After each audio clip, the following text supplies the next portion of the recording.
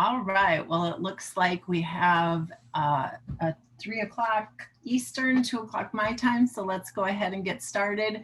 Again, thank you all for joining us for our last in the summer series, Agricultural Education for All sessions, as part of our continued commitment to providing opportunities and resources and tools for all of you to create opportunities for your students in your classrooms and in your, those of you that are training future ag teachers or working with ag teachers on a daily basis through the state staff positions.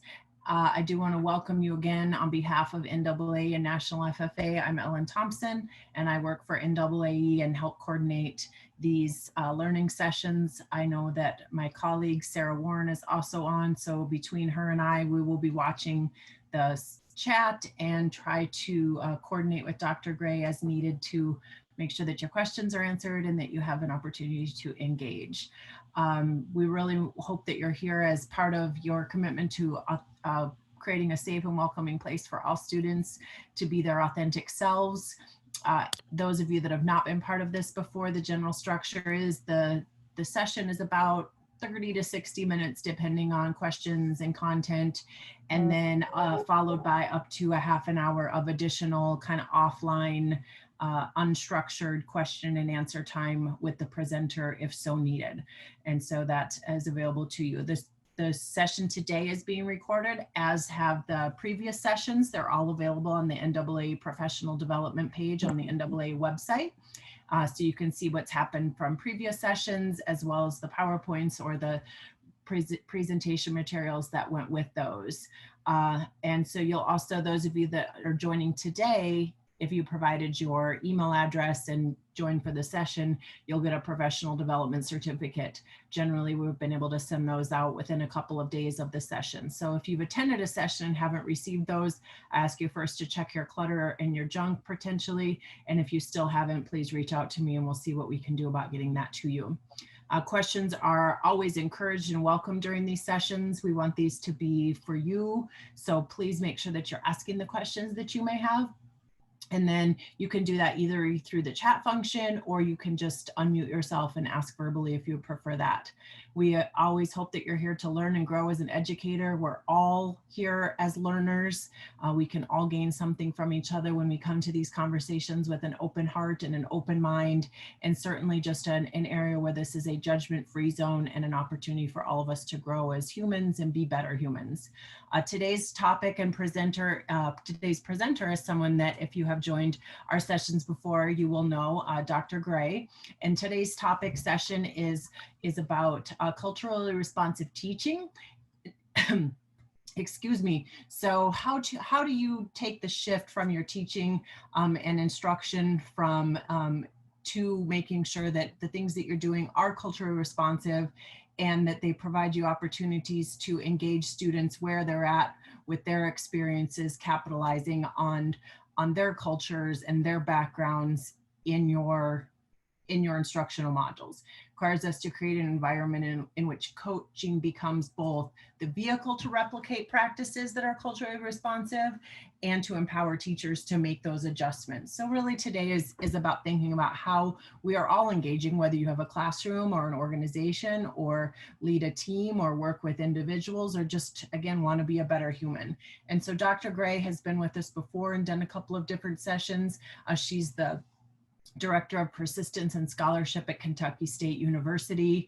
She has had previous work experience in teaching middle school language arts, a counselor for TRIO, talent search program, and the signature partnership with the University of Louisville, as well as a co-op advisor for chemical and electrical engineering majors. She is the owner of The Gray Perspective, a writing, proofreading, and editing service. She's also big into fitness and co-owns Twisted Sister Fitness.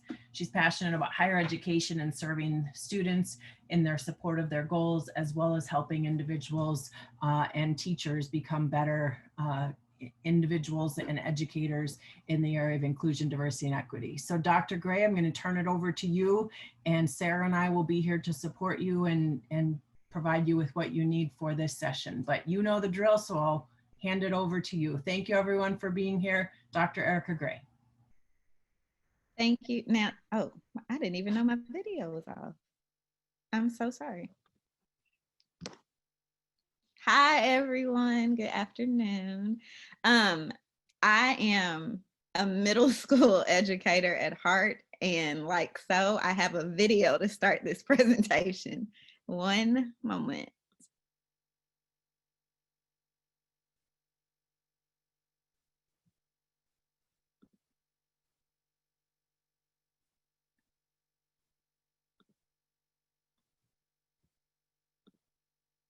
And then everything froze. I'm sorry, I'm going to try it one more time. There we go.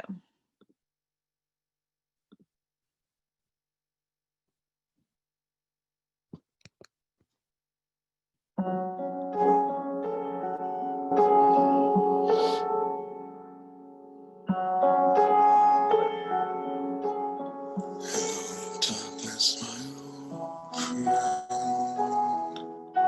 I've come to talk with you again because a vision softly creeping left its scenes while I was sleeping, and the vision that was planted in my brain still remains within the sound of silence.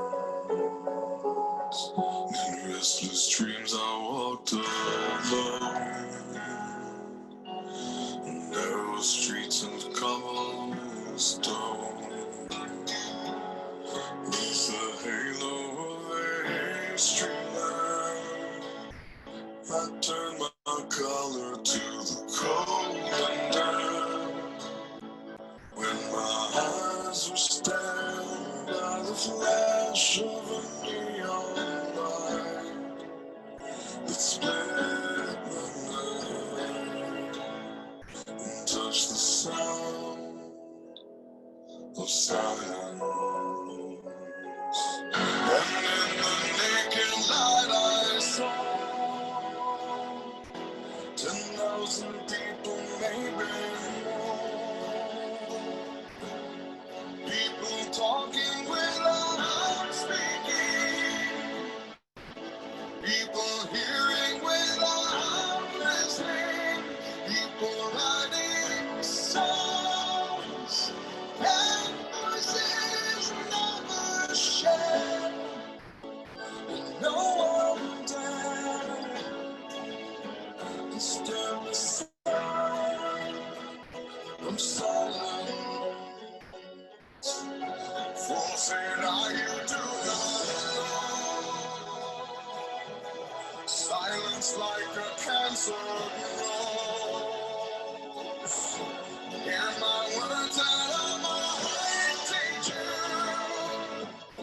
Take my out that I reach you. On my words, like silent raindrops fall. Echoes in the wells of silence, and the people bowing to the neon god they made. And the sign flashed out his warning, and the words that it was forming. In the sign said the words on the prophets are written on the subway walls, tenement halls, and whispered in the sound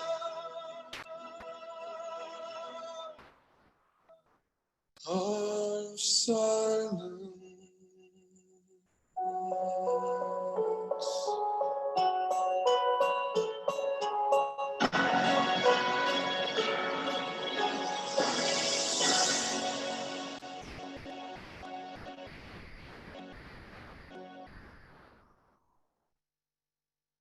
Okay, so I want to start by sharing. Oh, of course, YouTube makes you have to watch the very next thing.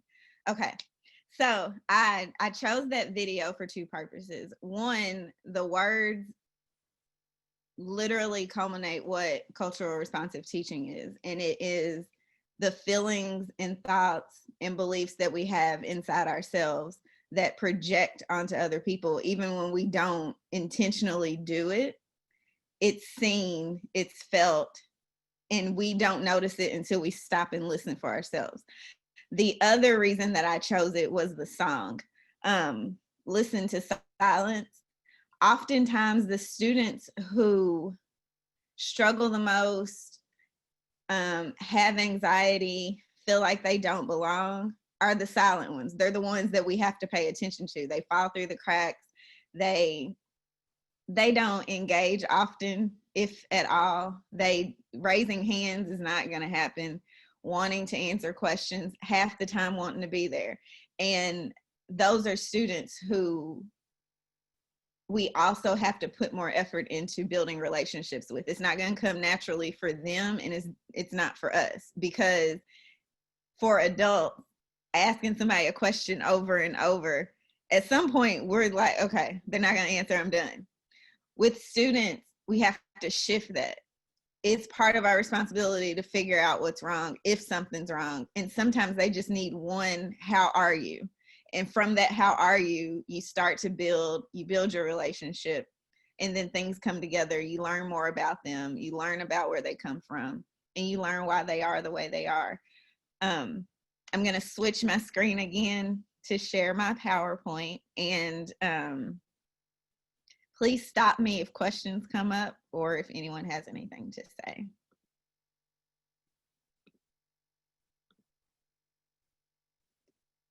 I will also be sharing a point. I'll send it as soon as we finish so that it can be sent out. So what is cultural responsive teaching? It's a pedagogy that recognizes the importance of including students' cultural references in all aspects of learning. It's not just, we had an ethnicity fair or a cultural fair at school, you all can walk around and then come back to class. It's talking about what you saw, discussing what you learned, engaging so that it ignites motivation to learn more. It's an opportunity to allow students to discover. It's an opportunity to allow students to ask questions of their peers about their cultures that they don't know. It's an opportunity for us to ask questions of our students and of other teachers of cultures and ethnicities that we don't know, because we don't know all of them. Why? Oh, yes. Can you share your screen? Can I do what? It's not coming through yet. Oh, 1 second. Please. Yes, I'm so sorry. No, don't do this.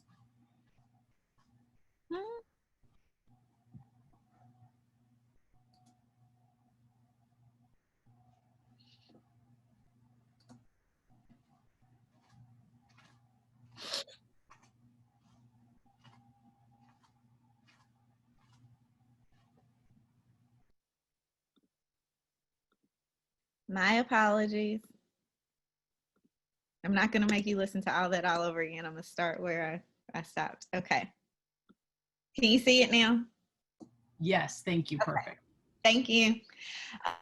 So why culturally responsive teaching? It recognizes the importance of including students' cultural references in all aspects of learning, as I said previous slide.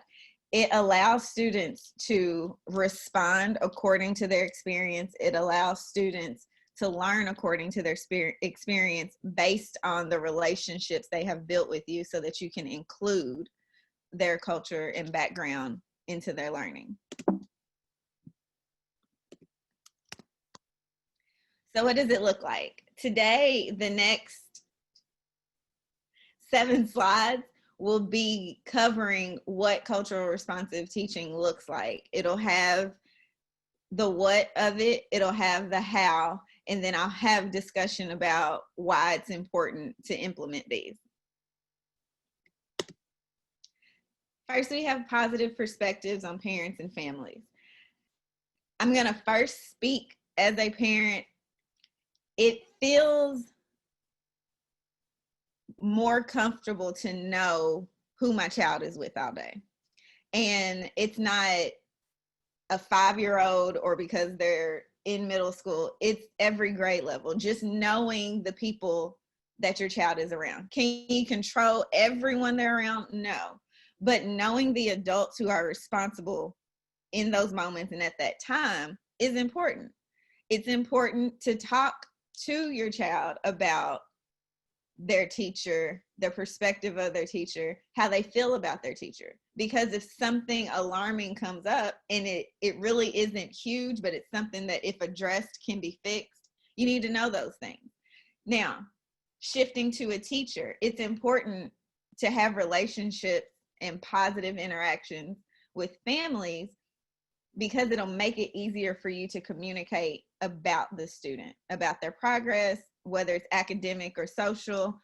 If something comes up that doesn't seem or look right, if something happens at home, they feel comfortable calling you to let you know so that you can be warned and alert about possible changes in behavior.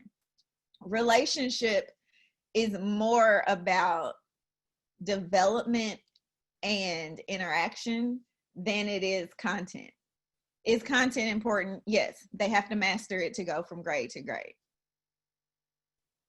Relationships and the intangible things that students get from interaction is going to help them learn to navigate life globally and interact with people on different levels from different backgrounds, different ethnicities, and in different experiences. The communication between parents and families is strategic. It's presented in a way that students can not necessarily like you get to school and you feel like you're at home, but you have the warm feeling of home from a teacher. And if a teacher takes time to build a relationship, a student feels more engaged and feels more excited about going to school versus it's a chore. I have to go to school today and I have to act like I have some sense just so I don't get in trouble. It's more about I'm going to a place where I feel like I belong because someone there cares about me and someone there knows me. Constant communication with parents is an important aspect of a child's educational progress. Knowing, now I'm switching to personal. I'm going back to high school and knowing that if my mother got a phone call from my French teacher one more time, the phone was gone. That means no access to friends. I'm in trouble. Furthermore, my parents are disappointed. So if a teacher knows the expectations of a family or of a parent or of a guardian, it helps them engage the student, keep the student engaged, allows the student the opportunity to set goals for themselves, to set their own standards and expectations of their own performance, and know that not only does my teacher buy into what I'm saying, my parents are too. Now I'm developing a village around me. Do we develop villages for our children? Yes, we do that on our own with our family, close friends. Students also build villages in schools, which is where relationships come from. And when they see a teacher model cultural responsive teaching, when they see a teacher include everyone in the classroom, not just the majority, when they see a teacher highlight and acknowledge varying and various ethnicities and cultures, they too begin to do that among their own peer circles, groups, friends, building their own networks, developing their own expectations of themselves so that they can start to learn about other people and accept it.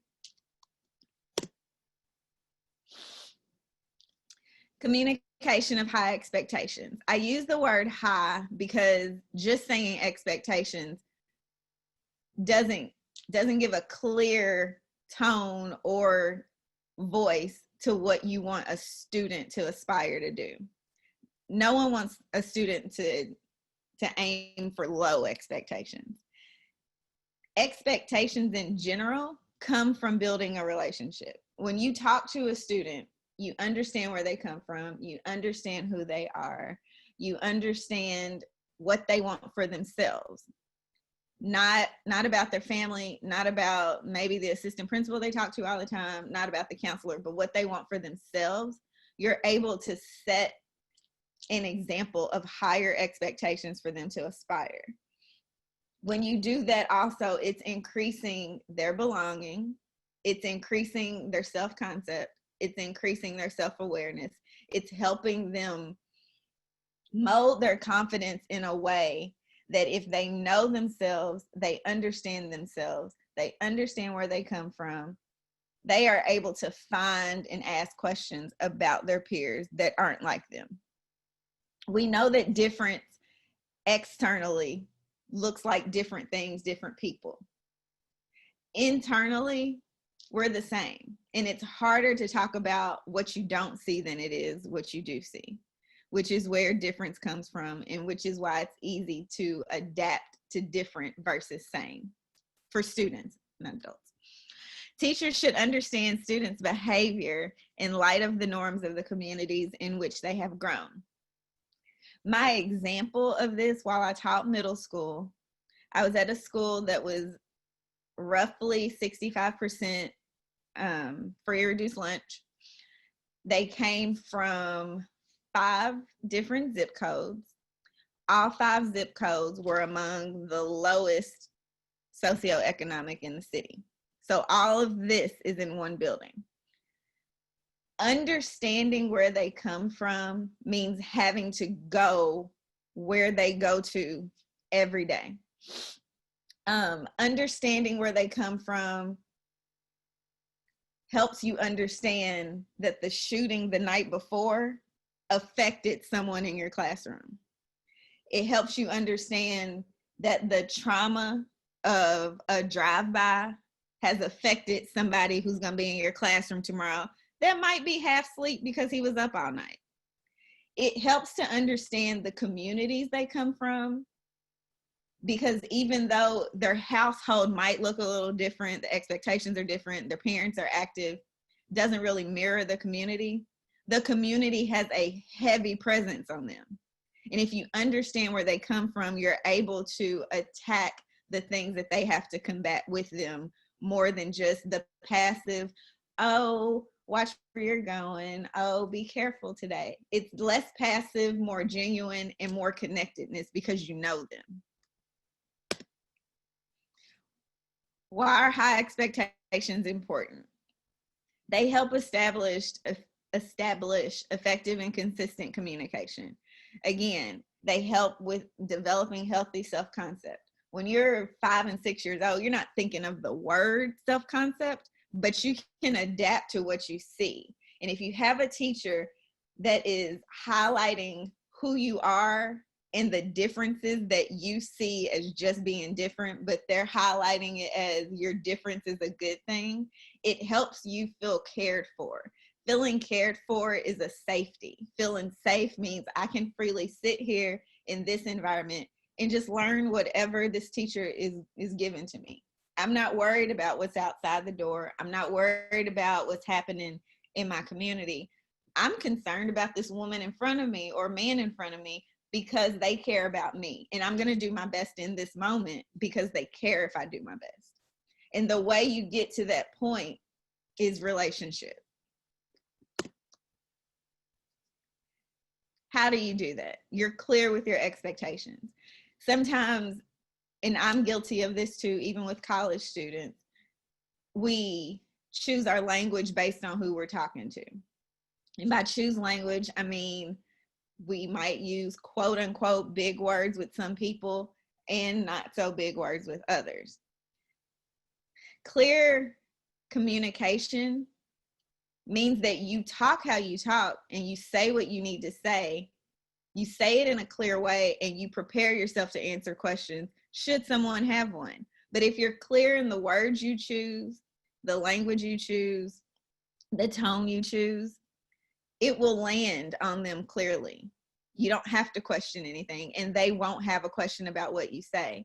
And when you do that, but you also show your clear communication, so you're actively doing the things that you say, they adapt to those things too.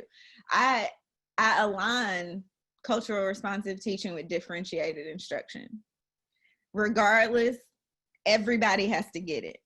And the only way everybody's going to get it is if you deliver it in a way that everybody can learn and get it.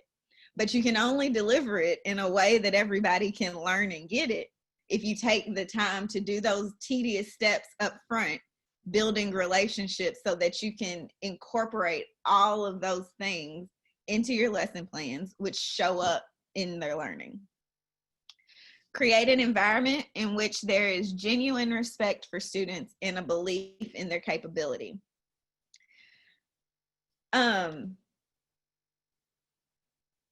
This one is a little, it's not tricky. It's a little bit harder, only because we know that in different classrooms, we have different academic levels. We already know about the differing academic levels. We know how to use the right words so that people don't feel like they're not as smart as someone else. We know how to make someone feel okay about a grade they got. We can do all of those things. But making someone, and I shouldn't say making, encouraging someone to feel like they belong requires work. It requires development of, okay, I know that this student comes from this culture. Here's what I already know about this culture. Here's what I don't know. I need to find out the don't know column. It's like doing a KWL chart for each student and writing down the things that you already know and acknowledging that there's so much that you don't know. And maybe taking that, have some mini conversations back of the room during class while everyone else is doing an activity. Have little mini meetings and learn who they are. Ask some questions, not just the surface level, what's your favorite subject? Take school out of it. Who are you when you leave here? So that I can better understand who you are, and then I know how to teach you. Learning within the context of culture. The increasing diversity in our schools, the ongoing demographic changes across the nation, and the movement towards globalization dictate that we develop a more in-depth understanding of culture if we want to bring about true understanding among diverse populations. So going back to the video that I showed and the words that were used, when we acknowledge what we feel, believe, think, assume, understand, we're able to either increase in areas where we lack, we're able to change in areas where we could be wrong. It starts inside though. What's inside is what you project in the atmosphere that you're in the space that you're in. You might not say the words. Our body language, our energy, all of that is a form of communication. That form of communication shows someone else what you feel. If you truly feel like everyone's different on the outside, but everyone's the same on the inside, you would never question when to say it, where to say it, how to say it. That would be your belief and you would say it. And regardless of what someone around you thinks or feels, you would stand on that. When you get to that point, cultural responsive teaching is second nature. It's all, every student is going to be included and represented in every lesson plan because you're not going to allow them not to. You're going to have the images, you're going to choose the text, you're going to select novels that everyone in your classroom is going to learn from because you yourself are interested in learning about those cultures. So how? Vary your teaching strategies. We've learned strategies since undergrad. Like whenever we decided that we wanted to be a teacher, strategies have been falling from the sky. And most of them are real old. They have some antiquated feels to them. We can't keep using those. We have to find new ways of reaching students that are not like, they're not like us. They're not like our own children in our house. They're not like our nieces, nephews, and cousins. These are students who are totally different from anything we know about. We have to figure out who they are, how they learn, find some strategies to make sure that everyone is learning in the way that they need to learn, but also learning about someone else. Role playing is very interesting, and within a controlled environment and with some very structured guidelines and rules, especially anyone under 9th grade, because they tend to get immature. Role playing can be very effective. And it's even more effective when you set the tone in your classroom of acceptance, of understanding, and of learning about others. Because when something is off or wrong, the person of that culture can share their experience and teach everyone in the room something totally different than what they perceived or always thought was true.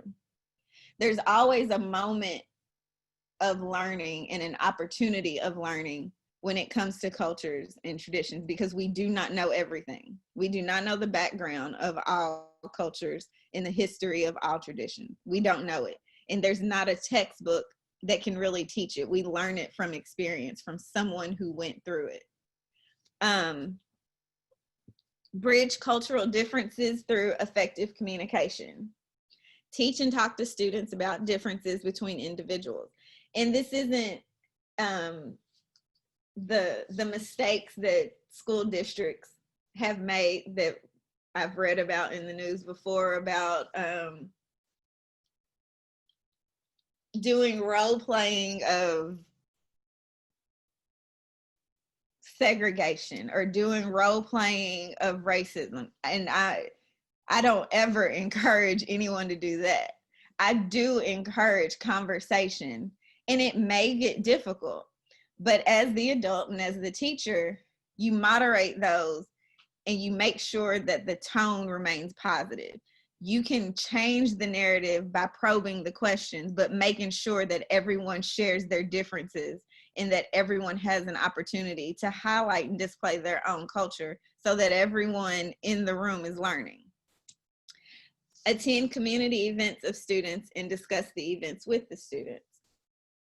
Going back to my time teaching middle school, we have the 5 different zip codes.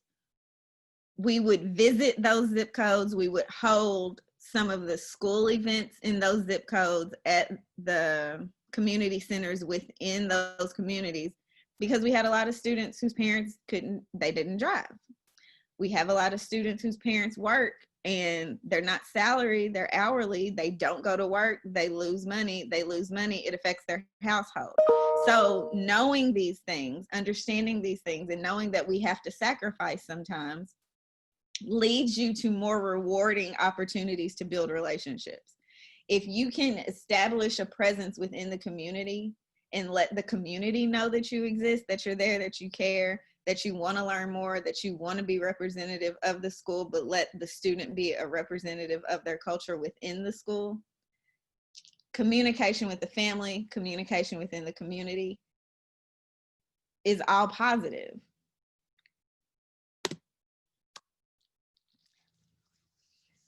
The increasing, nope, I did that.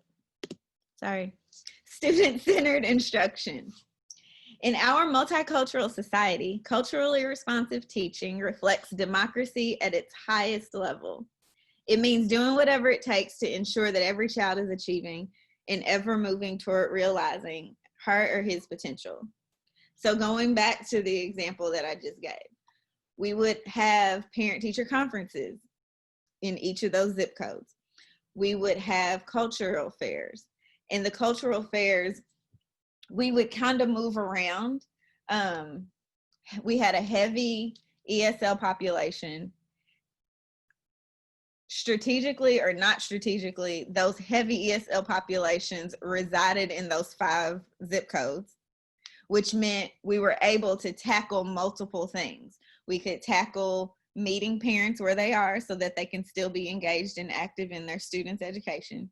We were able to establish presence in the community so that if we ever needed to do anything in the community, they were receptive to us because we come there, and whenever we went, we had enough grant money to feed whoever comes. We had food left over to give to whoever needed. It was the things that required extra hours after work. When you set the tone within your building of what we're going to do for these students, and that regardless of when we have to do it, as a team, we have to do it, it's seamless. Everyone participates, everyone rotates. We all have families at home. We all take the time after being at work all day to make sure our students and their families are still being served. So how? We promote student engagement. Students, like, even if they act like they don't care or they shy away from it, they like encouragement. They like people to promote them. They like to know that somebody's proud of something that they did or accomplished. And doing this, especially in a newsletter or throughout the building on screens, any way that you can highlight them and make them feel like they belong. And they don't have to do anything major. It doesn't have to be this grand task that they accomplished. It can be something small. And within that, talk about who they are. Talk about the thing that you're proud of them for, but also talk about them. Like, it's an opportunity for you to highlight who they are. And when they feel like somebody cares about them and who they are and what they did, they're more apt to keep opening up to you and sharing who they are with you and with their peers. Share responsibility of instruction. Letting students teach, it can go from disaster to absolutely amazing, depending on how you set it up. And also depending on how you model teaching every single day, because the way that they teach is going to be reflective of what they see. Now, it also can get tricky if you have to interject a lot because things might be going more left than you thought they should. But it also is like this on-demand evaluation of yourself, because the way that they are delivering the instruction that you gave them to deliver is probably the way they receive instruction from you. So it's twofold. It helps them learn from each other. It helps you learn from them. Create inquiry-based, discovery-oriented curriculum. Now, we can't change the curriculum. The district has curriculum. They have standards, expectations. This is what we have to do. We can modify it in a way that everyone learns. We can implement the differentiated instruction. We can implement text, images, worksheets, word problems, anything into their culture, their background, their tradition. We're able to do those things. Will it take a little bit longer? Probably. But if it's done up front, if the time is taken up front to do the implementation, to make sure that you're covering all cultures across your entire classroom, it makes it a little bit easier, and it also makes it more gratifying because they're going to be engaged. They are going to want to share who they are. And when they do that, the people around them are going to want to do more, because why is she highlighting him? Okay, well, let me ask these questions. It becomes a discovery for them. It becomes, wait a second, I heard this about that culture. Let me ask and make sure that's right or wrong. Now, do students go through that much of a thought process with questioning? Probably not, at least not all of them. We know this for sure. But we do know that if we highlight something, if we encourage something, if we repeat something, at some point they're going to have questions. And when you do that with cultures, they're going to have questions. And when they have questions, it's opportunities to learn. Encourage a community of learners. we are part of that community. Anything that we feel like our students need to learn, we should be learning it with them. Now, if we're teaching or lecturing, we already know the thing that we're lecturing, hopefully. But there's always room to learn more. And the more comes from you asking questions. The more comes from the engagement. The more comes from the conversation. The more comes from the relationship building. And from that more, you now have more to put into your lesson plans. Nope. Okay. Oops. Culturally mediated instruction.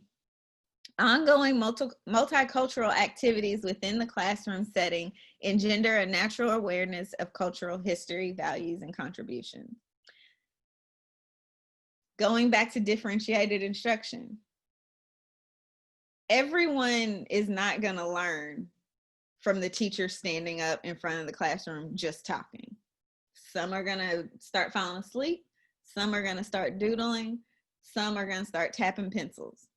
This is happening all over the classroom, and we see it every day. But if we know that, well, this person needs to be doing something to learn this. This person needs to write. This person needs to see it. If we structure that lesson into those different ways, they're going to get it the way that they need to. When we do that with culture, creating little units within your classroom of culture, creating teams that have varying backgrounds and cultures within them so that the thinking's not the same, the answers aren't the same, the approaches aren't the same, the experiences aren't the same. It gives students more to learn from, and it gives you more to implement.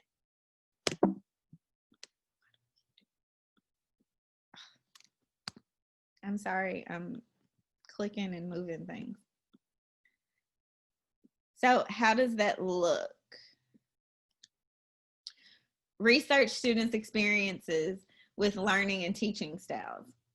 So again, once you know something about that student culturally or their ethnicity, traditions, backgrounds, family expectations maybe, because those vary among cultures too, and you take the time to ask other educators who may come from the same background or culture, ask former students who might come from the same background or culture, visit the communities where they come from, ask them how they prefer to learn. When you probe and ask and talk and listen, key is listen, you are able to adapt to them. It's not about us. It's about our mindset. It's about how we think, feel, and believe. But the learning part is not about us. We're responsible for the learning that takes place. We're responsible for learning for ourselves individually. But we are the ones that have to adapt to them. They don't need to adapt to us. They just need to trust us so that we can learn more so we can adapt to them. Devise and implement different ways for students to be successful in achieving developmental milestones. Going back to understanding who they are. It might be helpful to know what their culture's expectations for education are so that you can subtly remind them sometimes in class. It might help you with keeping them engaged. It might help you with making sure they turn in their homework every day. Knowing things about them help you with your approach to helping them be successful. Create an environment that encourages and embraces culture.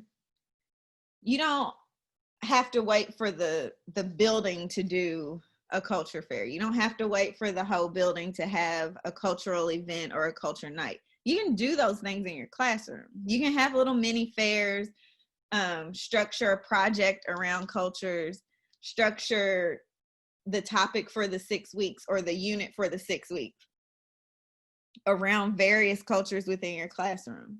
You have the freedom to deliver the things in the way that you want to.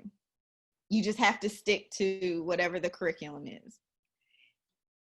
It helps your creativity knowing who your audience is.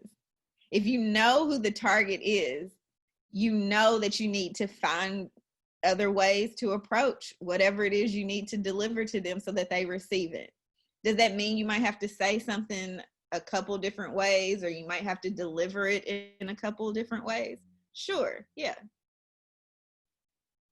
But it's those little things that you take time to implement and do that will show that you care about embracing their culture. Reshape the curriculum. Again, we can't do anything about the curriculum that is given to us that we have to teach from. But schools must take a serious look at their curriculum, pedagogy, retention and tracking policies, testing, hiring practices, and all other policies and practices that create a school climate that is either empowering or disempowering for those who work and learn there. While this has all been about making sure we teach students in a way that they learn, in a way that they best learn, it's also about the entire building. It's the collective. It's no matter where a student goes in the building,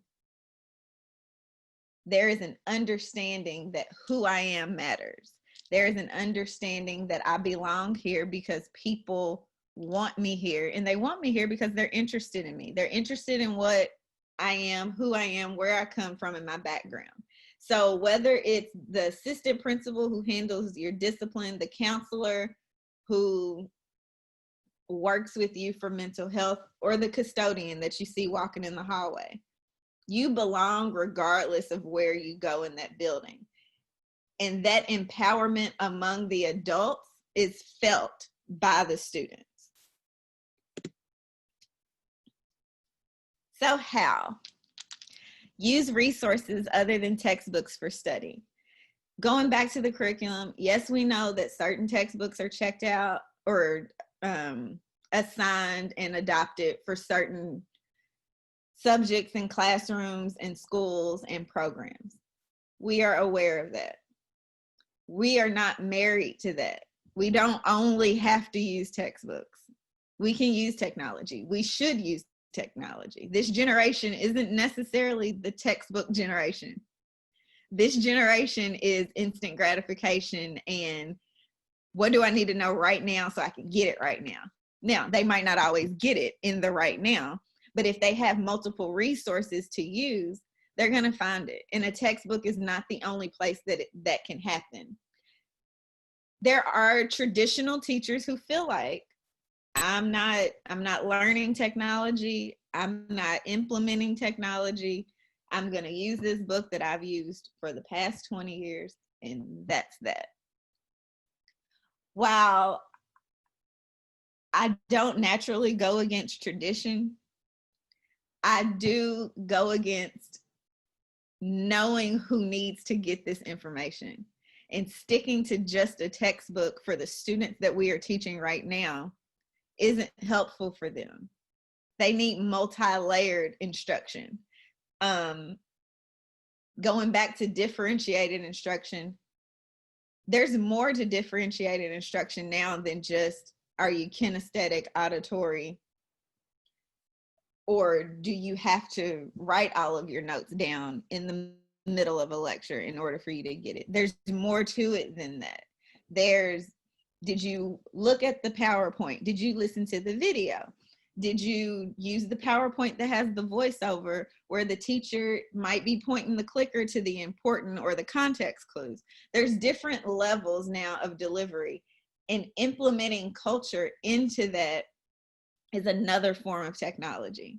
It's another way to build your instruction in a way that delivery is more receptive. Develop learning activities that are more reflective of students' backgrounds. And I've said this previous slides, but when you create activities that they can insert their experience into, or they can further highlight who they are, cooperative learning takes off. They're engaged. You're allowed to see what works. You're allowed to implement more of the what works.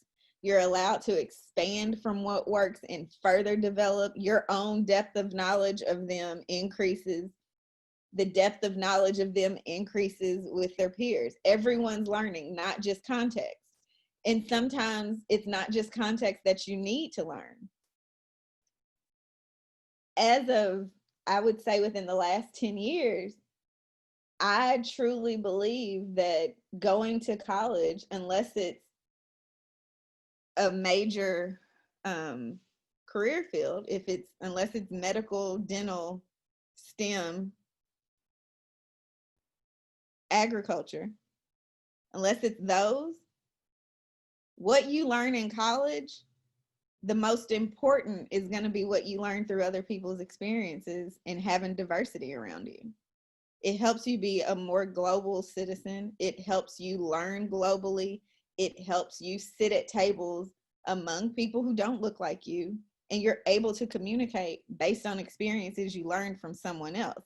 Not saying content doesn't matter. Content matters. You're going to school for something.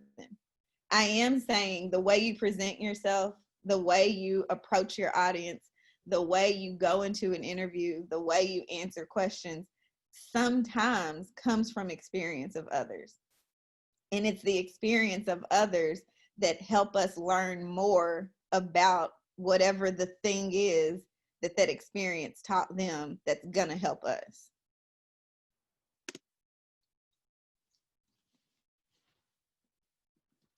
Teacher as facilitator. A caring adult can make a big difference in the educational outcome of any child that is at risk of experiencing educational failure. It is one thing to know that my parents care about me because I'm their child. They're supposed to care about me, right? It is a different feeling to leave your home, go to a building for 7 hours, but feel safe, know the environment that you're in is accepting, and know that there's an adult there that cares about you. Yes, there's 27 other people in your classroom, but that adult cares about you. And when you know that someone cares about you, you're less likely to disappoint them. You're more likely to participate and engage when they ask you to. You find enjoyment in whatever the thing is that you're doing because this person that cares about me is making a pretty big deal about whatever this is that we're doing. I should probably do it. I don't want to upset her. When that happens and they are engaged and they're active and they're taking advantage of opportunity, the conversations and the interaction among students with each other is just another learning opportunity. It's an opportunity for them to get past what they see externally and learn about each other. So how? Again, learn about students' cultures, artifacts, bringing in food, although food's gonna be risky because of, well, all the things. You gotta do store-bought and all that, but you can discuss food, you can discuss traditions. You can discuss traditions and what foods you're supposed to have. It's an opportunity to just learn about this person and then taking what they share with you and going to learn more. Vary teaching approaches to accommodate diverse learning styles and language proficiency. There may be schools that don't have it in their budget to have a translator in the building. There may be districts that don't hire translators, but they have access to resources for families that are ESL and have language proficiency issues. There are districts who may provide individual resources for families if they're asked for. None of this is possible if you don't start the conversation. There has to be a conversation and a development of a relationship to understand somebody needs something. I need to figure out what the thing is that they need to have so that they can improve in this area and then do better in another. Utilize various resources in the student's community. So again, when you establish a presence in a community, the community welcomes you. When the community welcomes you, you have access to the things in the community, which means every time we wanted to have parent-teacher conference, it was simply a phone call. There was never a fee. There was never pushback. We were always welcomed because we were there for the community.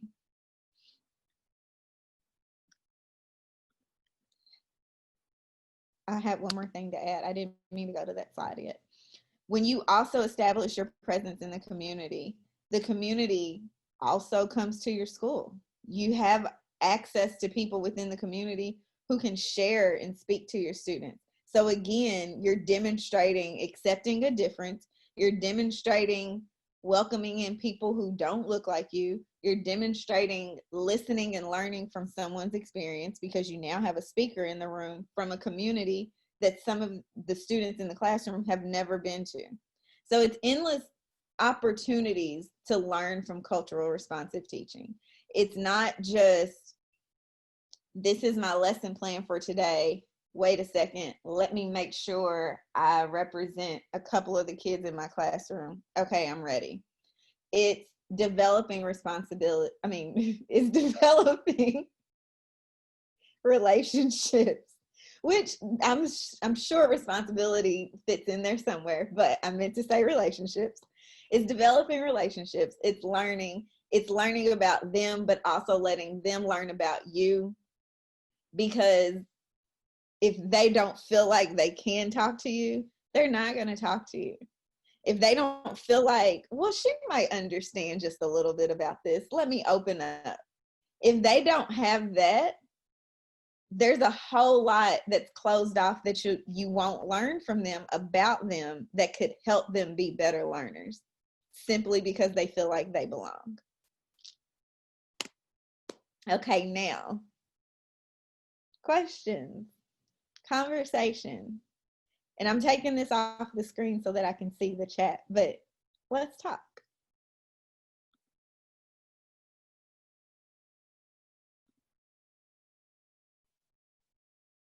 Oh, that's old. Does anybody have any questions?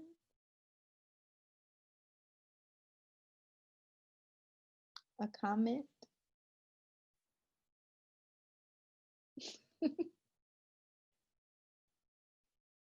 This part is not weird at all.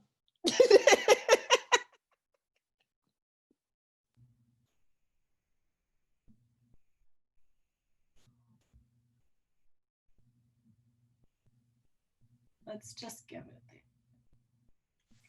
it. Well, I just like to thank you for today's talk. I think that you shared a lot of valuable information with us that I think some of it we certainly should already know and should already be practicing, like, collaborative teaching strategies and things of that nature, but really kind of bringing the message home about getting to know our students and building those relationships and understanding how cultures are different and having a sense of understanding of that can really go a long way in helping to build community within our teaching environments. I think I taught in a very rural school district in Florida, and one of the things that a couple of my friends who lived in that community said to me when I first started teaching, they said, Dan, you have to go to the football games on Friday night.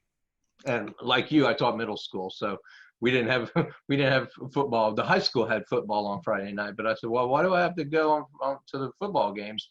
And they said, because you need to understand the community. You need to understand the people. You need to understand the families, the parents, the aunts and the uncles and the grandmas and everybody. It's not just about what happens in your classroom. And until you do that, because you don't live in the community, it's going to take time for your students to kind of bond with you. And if you make that investment, you'll be amazed at how well things go in your classroom on a daily basis. And by golly, they were absolutely right. And if I can just share that tidbit with folks, I think and so I think that kind of falls in line with some of the message of that you were sharing here today. So I want to thank you for that. Thank you.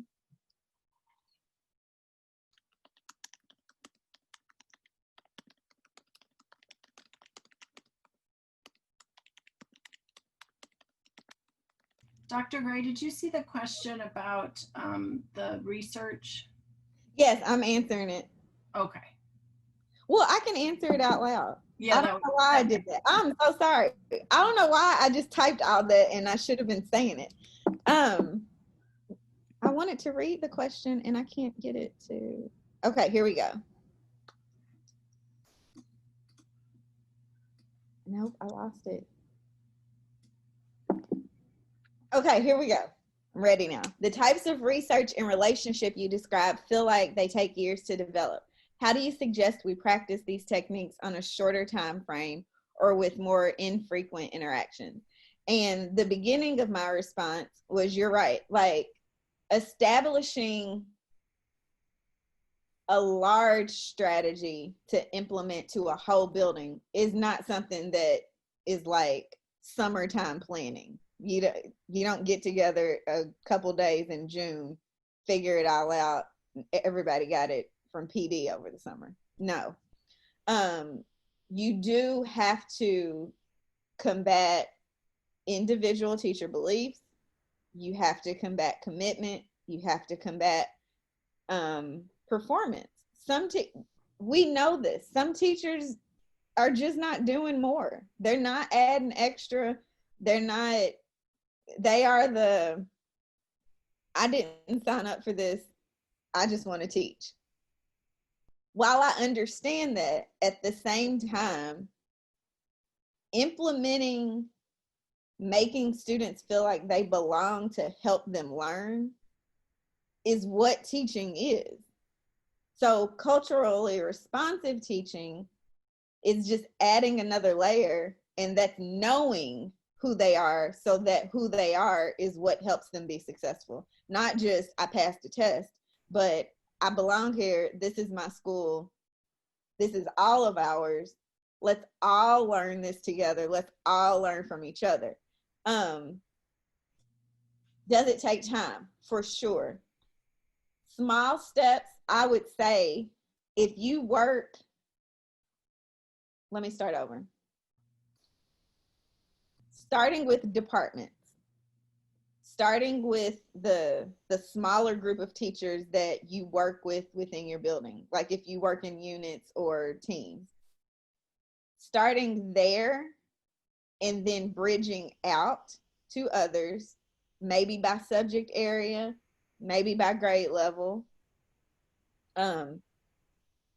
Starting in those smaller ways in units will help develop out in the building. And then maybe once you start small, over the next summer, you start to implement the PDs and I'm going to say mandate, but that's pretty strong. Mandating certain types of lesson plans and making sure certain things are implemented or aligned within your lesson or within the structure and context of your classroom. Did that answer your question, Jack? And of course, this is all extremely difficult doing it from home and not having access to people and not being able to come together, write on whiteboards and, map it all out. It's a little bit more difficult. And it's also probably more difficult when you have to teach from Zoom.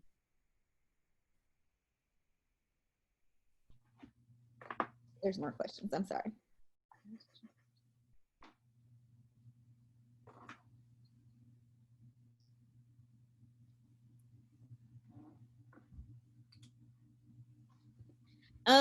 Julie, I saw yours first, but I'm gonna scroll up.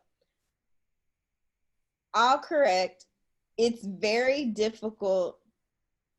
I would even say across districts, depending on how large your state is. Everyone's not the same. Every district's not the same. Even districts have different socioeconomic backgrounds. So taking a group of kids from somewhere they're used to somewhere that's totally different with people who don't see people that look like them either, and bringing them together. Yeah, one day conference is not, you can't combat that in a day. Could you, before going, teach respect, responsibility, acceptance, understanding, and differences over time? Sure. But it's probably not going to be the students coming from your area that have the issue going to the other area. They just feel it more. We have had other students treat the children from our school badly and call them derogatory names. And we have our students say, I don't see anybody else that looks like me at these FFA events. In fact, we had a photographer follow us around at the National FFA Convention last year. Every day we saw him at a different location, and he took our picture because I had a very diverse group. And the kids were like, why is he doing that? I'm like, look around you. You look different than the rest of the kids here. Okay, I will first say I hate that for your students. Second, I will say that you have established an understanding in your classroom because they were able to identify the problem when they got there. So while it's absolutely wrong and it feels really bad for a student, like I would hate to see it actually happen, find a little grace within yourself, because whatever you're doing with them daily, it's showing and it's working, and they know that they belong with you, which made them open enough to say, wait a second, this photographer's following us around. Why? And they looked to you for the answer because they trust you based on relationship. And you openly gave them the answer that they needed to hear. So while, I mean, we can't control the people around, if you know that you did everything you were supposed to in the days that you have them, you have to rest with that part. Now, there could be some conversation with the other teacher for sure. Like, I honestly don't think that that's a bad idea. Yes, it has to be done in a professional manner and respectful. But identifying problems that other teachers don't see is part of our responsibility too. Because maybe they don't see it. Maybe they, and I say that, and when the words come out, my mind is like, they see it. But we also have to understand that we can't have expectations of people that they aren't aware of. And we can't judge people or criticize them based on what they don't know. Do we know that the other teacher knows that her students don't do a good job with diversity? No, she may have tried. It just might not have landed, and she needs to try another way, but she won't know if no one tells her, your students did this to mine.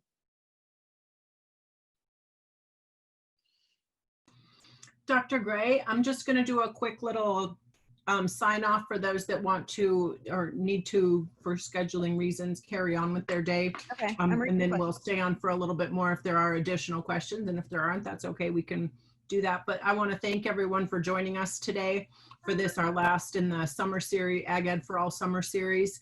Be looking for information about our fall series, which will probably begin late September, early October.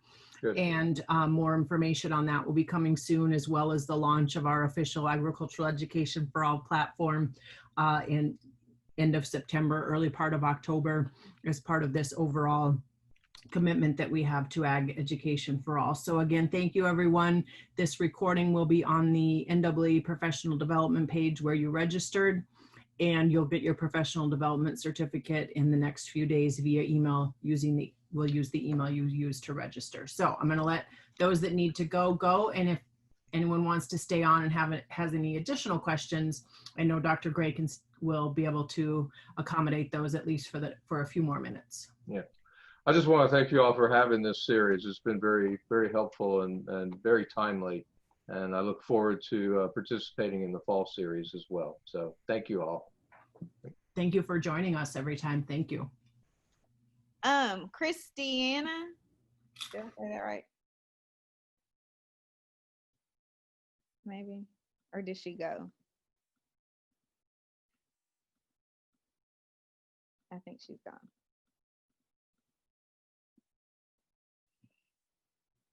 Oh no, she's still here.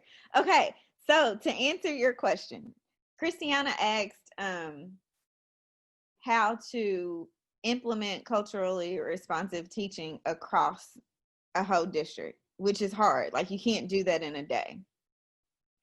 My advice, and this is my advice because I participated in one, would be to have a district audit conducted first, where a diversity auditor team comes in and they audit your district, go to different schools, and just, you know how an audit is, kind of like that evaluation where the principal walks in and just sits in the back and literally doesn't say one word to you, and you're like, wait a second, but why are you here?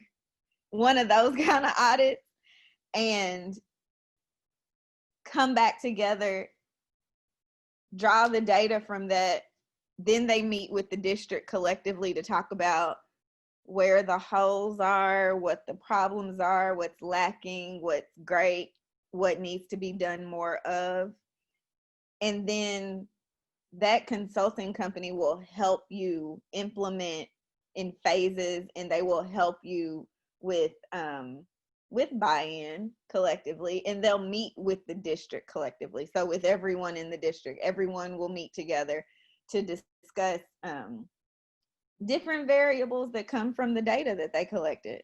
And from that, you start the implementation process, and it can be done professionally and in a way that it doesn't totally hijack a teacher's day, and can just be given things to implement versus having to do all of the extra work.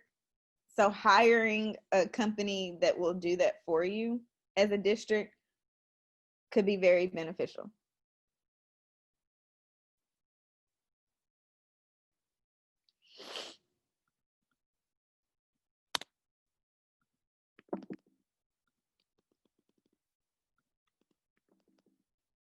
Are there any other questions? I'm trying to scroll up. Here we nope.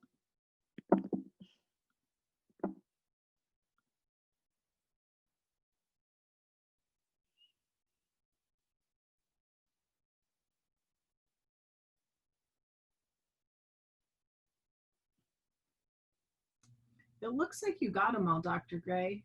Okay. At least the ones in the chat. Are there any additional questions for Dr. Gray before we let her go? Again, I appreciate all of you staying on, and most of you for joining almost all of these.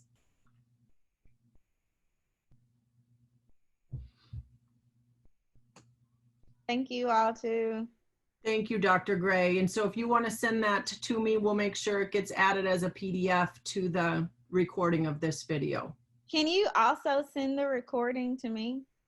Yeah, I'll just send you the link to the page where they all live, and that way you can access all of them. Okay. I'll do that right now. Thank you so much, Dr. Gray. You have a wonderful school year, and I'm sure we'll be in touch and see you again soon. Thank you. You all have a good school year too.